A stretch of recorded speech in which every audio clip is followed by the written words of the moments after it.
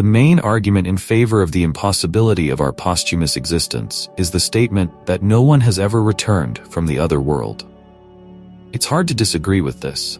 However, recently there have been many studies that describe the experiences of patients who have gone through a state of clinical death. These people found themselves on the border between life and death, but still managed to return. Physicist and Professor Werner Scheer claimed. He believed that the stories of these people could be seen as serious evidence that our world is not the only place to exist. Scheer noted that many of those who experienced clinical death and temporarily left their bodies experienced a feeling of freedom, lightness, and tranquility. However, there are other cases where people have gone through completely different, unpleasant experiences. In his scientific articles, Werner Scheer described cases when people experienced horror and the feeling of falling into the void. He noted that in most cases, people described the experiences associated with a state close to death as positive. As an example, he cited the story of the famous clairvoyant Arthur Ford. To ease his last days, Ford's loved ones had only a few days left to live. When he was in a hospital room in Florida, he lost consciousness. And a moment later, he felt Ryu above his bed. His body seemed to him like an ordinary object, which he looked at indifferently. He felt incredibly calm, and at the same time he felt that he was both in the ward and in an amazingly beautiful green valley. In this valley, Arthur met people whom he had known during his lifetime, but who had already left the earthly world. Ford was surprised that many were difficult to recognize, as their appearance had changed. Those who died in old age began to look younger, and those who passed away as children looked older. Ford was also very surprised that in the picturesque Green Valley he did not meet the relatives he expected. He later found out that they were in lower realms.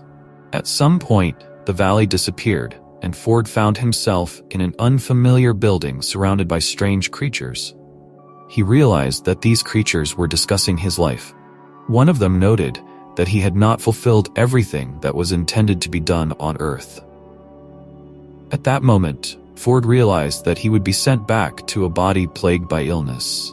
Not wanting to go back, he clung to the doorway, but then it seemed to him that he was falling into the void, and at that moment he woke up in a hospital room, seeing a nurse next to him. Werner Scheer warned that one should not think that all experiences on the verge of death bring joy or a meeting with deceased loved ones. In some cases, people experience very unpleasant sensations when some strange creatures begin to grab them and push them, accompanying their actions with terrible laughter and rumbling. As an example of unpleasant near-death sensations, Werner Scheer cited the case of art professor Howard Storm. Prior to this incident, Storm had characterized himself as a man who did not believe in God. On July 1, 1985, while on a business trip in the city, he urgently needed surgery.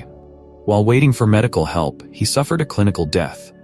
Time dragged on, and he realized that death was approaching. He has always been an atheist and considered death to be the natural end of existence. He was saddened by the thought that his life would end so absurdly at the age of 38. At some point, he gave up, closed his eyes, and his consciousness began to recede. He thought he would never see his wife and children again. But soon he suddenly came to his senses. When he got out of bed, there was no pain, but all his senses were incredibly heightened. As he walked around the ward, he noticed even the smallest changes in the air and caught various scents. It seemed that his vision encompassed the entire world around him. These new perceptions left him very confused. Howard Storm was worried about one thing. His wife, who was nearby, did not react to his words in any way. She didn't seem to hear or see him. Even more surprising was the fact that he noticed a body lying on the bed that looked remarkably like himself, which confused him even more. After a while, Storm heard someone calling him from the room and saw several people in the hospital corridor. But it was so dark there that he couldn't see their faces. Deciding that they were doctors, he remembered one of them saying, "Hurry up, it's time to go. We're waiting for you. There's not much time." Storm followed these strange creatures and felt that several kilometers had already passed. At some point, it dawned on him that they were no longer in the hospital. There was complete and deep darkness all around. Howard Storm informed his companions that he would go no further. These creatures began to pull and push him, and terrifying laughter and noise could be heard all around. At one point, Storm heard his own voice repeating the clear words, "Turn to God." This phrase was repeated several times in a row. Howard couldn't remember a single prayer. His mind was mixed up with vows, lines from prayer, and individual phrases from Our Father. Nevertheless, he began to recite passages of prayer texts. This caused a strong reaction from the creatures around. They shouted loudly, claiming that God does not exist. However, Storm noticed that as he spoke, the figures began to slowly disappear into the darkness. As a result, he was left completely alone. After returning to life, Howard Storm left his career and became a priest. He never regretted it. He only regretted that all his old friends who held scientific and atheistic views turned away from him. Howard Storm is sure that he has been to hell, but he was not the way we see him in the paintings. This is the area that is shrouded in fog. Darkness reigns in it, and hostile entities live here. Physicist Vladimir Efimov on Another World and Life After Death. I'm not afraid of death right now. I know that this is the door to another world. These are the revelations of the Soviet physicist Vladimir Efimov, who visited the other side of life. Efimov was well known and respected in the scientific community. He took part in the launch of the first cosmonaut Yuri Gagarin into space and was engaged in the design of spacecraft. Like many of his colleagues, Vladimir Grigorievich adhered to atheistic beliefs and, perhaps, would never have reconsidered them if not for one event. That day, Efimov was at home surrounded by his family when he was suddenly overtaken by a severe coughing fit. He suffered from chronic bronchitis for a long time. After the attack, he sat down on the sofa, and his sister Natalia came up to him first. She touched his shoulder, asking if everything was okay. But at that moment, Vladimir lost consciousness and fell on his side. Natalia immediately checked his pulse, but it was not there. As a medical professional, she began to provide first aid to him, trying to restore the work of the heart. Minutes passed, and only at the 7th minute, Natalia felt Vladimir's heart beating again under her hand, and he began to breathe again. "We thought that you had left us, that this was the end," Natalia said when her brother came to his senses. Having gained strength, Vladimir Efimov barely whispered, "There is no end. There is life there too, but it is completely different than here." Vladimir described in detail the events that happened to him in those 7 minutes when his heart stopped. This experience was published in one of the scientific journals. Colleagues, having read his article, argued that it was simply impossible to come up with such a thing. And Vladimir's reputation in scientific circles was unshakable. When the physicist was trying to take his last breath, it became clear to him that his life was coming to an end, but suddenly he was overcome by lightness and weightlessness, as if nothing bothered him. Consciousness remained clear. The scientist compared this state with childish carelessness, or the feeling of flying in a dream. It was like he was flying through a giant pipe. Although he could not feel his body, everything around him was clearly perceived by him. He seemed to be listening to what was happening around him.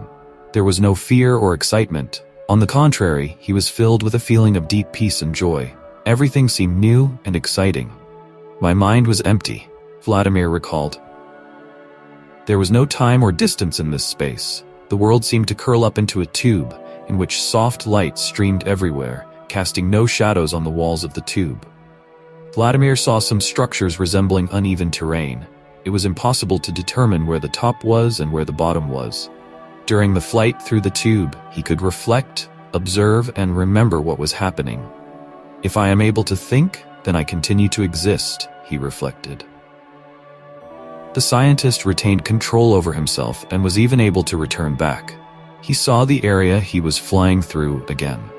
This landscape resembled a mountainous terrain. While in the tunnel, Efimov also noticed another amazing phenomenon. He suddenly realized that he had full knowledge of the world he had just left. He seemed to have gone beyond all earthly concepts he knew. It is difficult to put into words everything that Vladimir Efimov managed to realize and see in these short moments. As he later said, all the objects in this space were interconnected, and the processes taking place obeyed certain laws. I was aware that some omnipresent and boundless subject was leading me. This invisible but tangible subject did everything not to scare me. I realized that he was showing me phenomena and problems in their full causal relationship. Although I couldn't see him, I felt his presence very acutely, Vladimir Efimov recalled. For Efimov himself, the state he experienced in this place was a source of incredible joy that surpassed all earthly sensations. Even love and youth seemed insignificant compared to this experience. However, not everything was pleasant. At some point, he felt resistance. It began to seem to him that he was being pulled out like a plant from the soil. Everything began to spin around, and he saw his pale sister in front of him, whose face expressed horror. Vladimir's own face was glowing with delight.